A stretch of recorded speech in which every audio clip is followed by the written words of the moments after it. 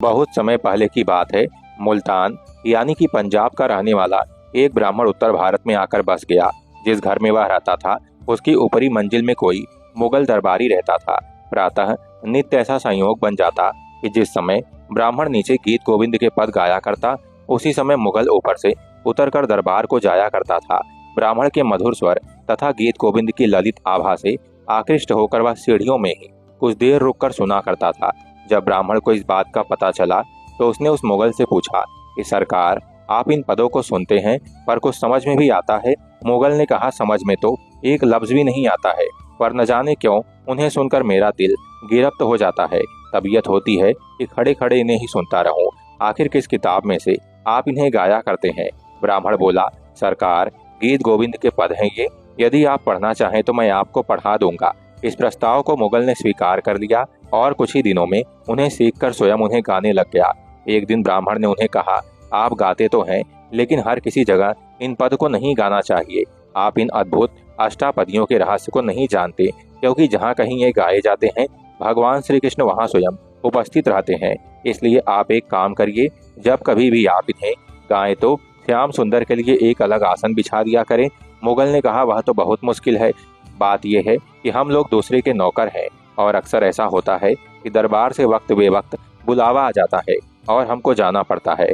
ब्राह्मण बोला, तो ऐसा करिए, जब आपका सरकारी काम खत्म हो जाया करे तो आप इन्हें एकांत में गाया करिए। मुगल बोला, यह भी नहीं हो सकता, आदत जो पड़ गई है। और रही घर बैठकर गाने की बात, तो कभी तो ऐसा होता है कि 2-2, 3-3 दिन और रात भी हमें घोड़े की पीठ पर बैठकर गुजारनी पड़ती है। ब्राह्मण बोला, अच्छा तो फिर ऐसा किया जा सकता है कि घोड़े की जीन के आगे एक बिछौना श्याम सुंदर के लिए बिराजने के लिए बिछा दिया करें और यह भावना मन में रख लें कि आपके पद सुनने के लिए श्याम सुंदर वहां आकर बैठे हुए हैं। मुगल ने स्वीकार कर यही नियम बना लिया और घर पर न रहने की हालात में घोड़े पर चलता हुआ ही गीत गोविंद के पद गुनगुनाया करता।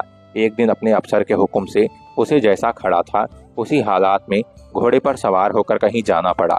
वह घोड़े की जीन के आगे बिछाने के लिए बिछौना भी साथ नहीं ले जा सका। रास्ते में चलते चलते वह आदत के अनुसार पदों का गायन करने लगा। गायन करते करते अचानक उसे लगा कि घोड़े के पीछे पीछे घुंघरुओं की झंकार आ रही है। पहले तो वह समझा कि वहम हुआ है, लेकिन जब उस झंकार में लय का आभास हुआ तो घोड़ा रोक लिया और उतरकर देखने लगा। तत्क्षण श्याम सुंदर ने प्रकट होकर पूछा, सरदार, आप घोड़े से क्यों उतर पड़े और आपने इतना सुंदर गायन बीच में ही क्यों बंद कर दिया? मुगल तो हक्का बक्का होकर सामने खड़ा देखता ही रह गया।